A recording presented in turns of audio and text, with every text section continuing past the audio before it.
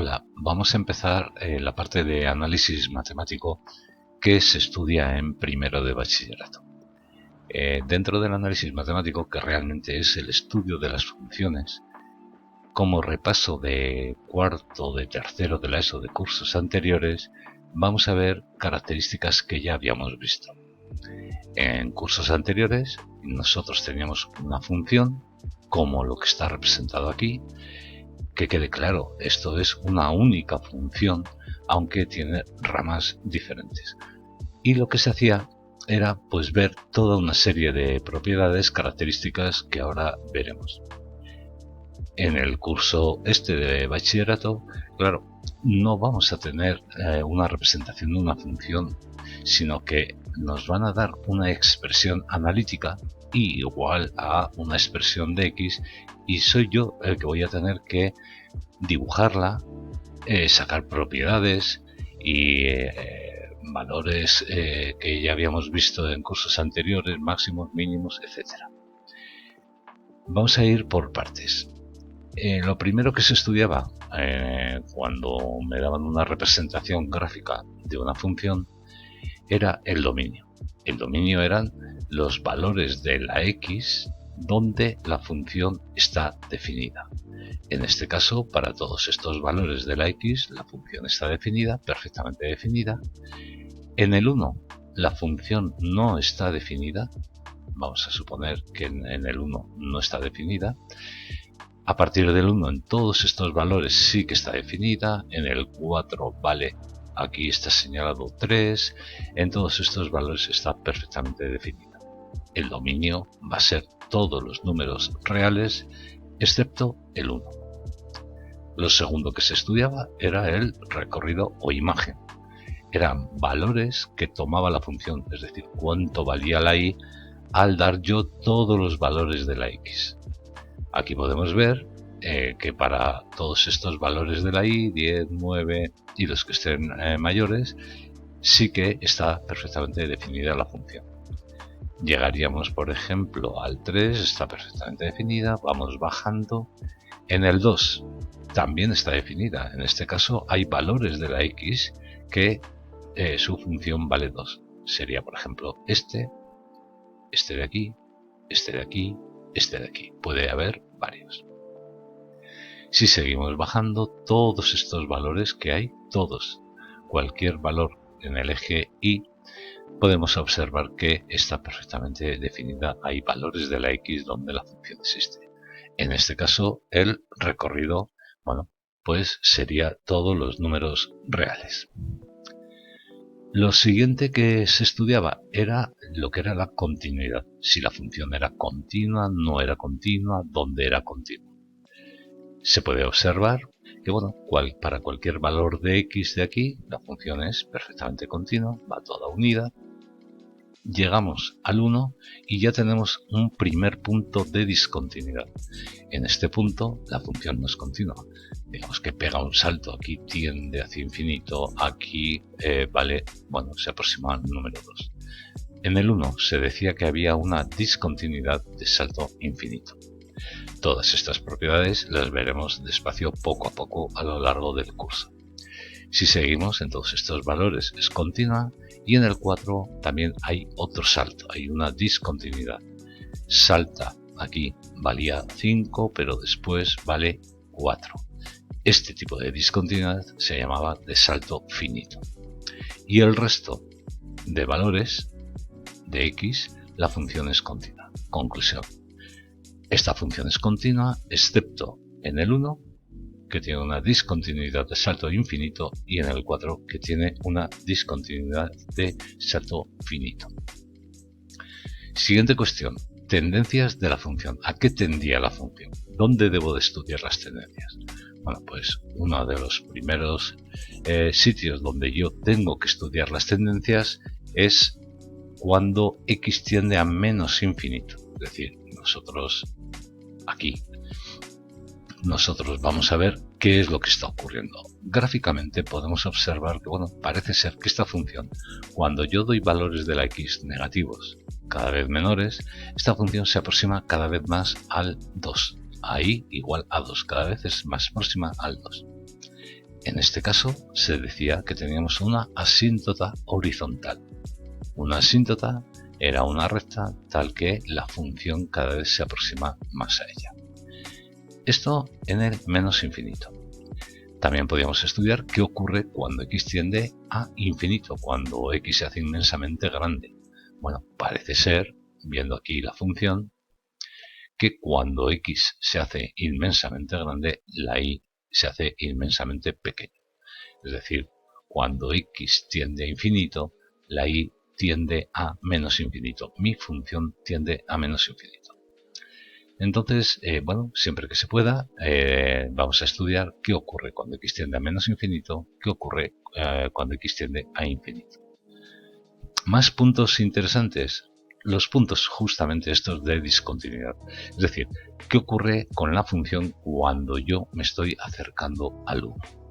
Si yo me acerco por la izquierda, esta función cada vez se hace mayor y diremos que cuando x tiende a 1 por la izquierda, la función tiende a infinito. En cambio, cuando x tiende a 1 por la derecha, esta función se va aproximando cada vez más al 2. Y en el otro punto de discontinuidad podemos observar que, bueno, que cuando yo me acerco al 4 por la izquierda, esta función se aproxima a 5. Y que cuando me aproximo al 4 por la derecha, esta función se aproxima al 3. Bueno, ya veremos que todo esto, que son límites, esto de que me estoy aproximando a un valor, me estoy aproximando a infinito, tiende a infinito, son límites. Esto respecto a la continuidad. Aquí, en este caso, cuando hay un salto infinito, tendremos que la recta x igual a 1 es una asíntota vertical. Entonces, bueno, os recuerdo que cuando se estudian tendencias obtenemos asíntotas horizontales, como este caso, y asíntotas verticales. También veremos que puede darse el caso de tener asíntotas oblicuas. Ya lo veremos. Después de las tendencias, bueno, otra de las cosas que se estudiaba era el crecimiento y decrecimiento de la función, es decir, ver para qué valores de la x la función crece, para qué valores de la x decrece. Está claro que aquí, en todos estos valores de la x, la función es creciente, va aumentando. Al aumentar x, aumenta el valor de la y. Luego, por lo menos hasta el 1, es creciente. Luego hay un intervalo del 1 al 2 donde la función es decreciente. Al aumentar x, disminuye la y.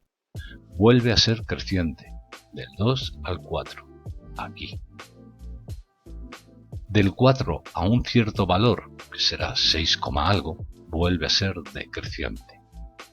Vuelve a crecer hasta el 12, algo, más o menos hasta aquí, y luego vuelve a ser decreciente. Es otra de las cosas que se veían en el curso anterior. Relacionado con el crecimiento estaba lo de los máximos, mínimos, absolutos, relativos. Si recordáis, bueno, valores así significativos, donde cambia el crecimiento, tenemos, pues por ejemplo, este punto. En x igual a 2, sería el 2, 1, en x igual a 2, la función pasa de ser decreciente a ser creciente. Bien, ahí diremos que hay un mínimo relativo. Aquí también, en este punto, en el 6, algo, la función pasa de ser decreciente a ser creciente. Tengo un mínimo relativo, que se ve muy claro los mínimos en una representación numérica. Mínimo relativo. Otro cambio de crecimiento ocurre aquí, en este valor, en el 12 y algo.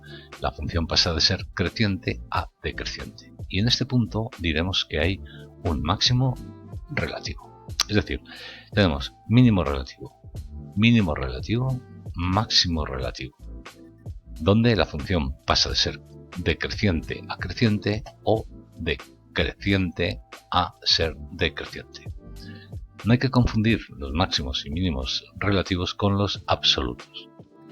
El máximo absoluto es el valor más alto que toma la función. Si nos damos cuenta, esta función que va creciendo aquí no va a tener máximo absoluto. ¿Va a tener mínimo absoluto? que será el valor más pequeño de la función. Bueno, pues al ver esta parte de aquí podemos observar que, bueno, esta función que antes habíamos dicho que se hace inmensamente pequeña no va a tener mínimos absolutos. Otra de las cosas que se estudiaba era la curvatura, es decir, cómo es la concavidad. Bueno, se decía, por ejemplo, esta parte de aquí, es decir, hasta el 1, tiene la concavidad hacia arriba. Tiene la concavidad hacia arriba. Y ya lo definiremos, aquí tiene la concavidad hacia arriba. Entre el 1 y el 4, la concavidad también está hacia arriba. Aquí, entre el 4 y un cierto valor que hay por aquí, también tiene la concavidad hacia arriba. Pero a partir de este valor hay una curvatura cuya concavidad es hacia abajo. Bueno. Y relacionado también con la curvatura estaba lo que se llamaba un punto de inflexión. Un punto de inflexión es donde cambia, es un valor de la función donde cambia la curvatura. Va a haber un punto de inflexión aproximadamente por aquí, por el 9 y algo, más o menos, donde la función pasa de tener la concavidad hacia arriba a tener la concavidad hacia abajo. Esto más o menos es un resumen rápido de lo que se veía en cursos anteriores. La idea es, bueno, poder llegar a partir de una expresión analítica que a mí me den, igual a lo que sea, poder hacer un estudio de todo lo que acabo de decir. Siempre es mucho más fácil si yo tengo la gráfica. Entonces lo que intentaremos es estudiar, bueno, funciones, propiedades y a partir de ahí intentar dibujar y obtener conclusiones. La idea va a ir, en primer lugar, estudiar los límites. Vamos a tener que saber calcular límites. Límites cuando x tiende a menos infinito, límites cuando x tiende a infinito de una función y límites cuando x tiende a un número. Va a ser lo básico para el estudio de funciones, porque todo lo demás, todas las propiedades que acabo de ver, todas van a estar relacionadas con los límites. El orden de estudio será, primero, saber calcular límites. Una vez que se sepa calcular límites, definiremos todo lo relacionado con la continuidad que va a necesitar el saber calcular límites. A partir de ahí estudiaremos lo que es el crecimiento, máximos y mínimos, que eso estará relacionado con algo que se llama derivada. Y por último, también utilizando límites, definiremos cuándo una función es cóncava hacia arriba, cóncava hacia abajo y los puntos de inflexión.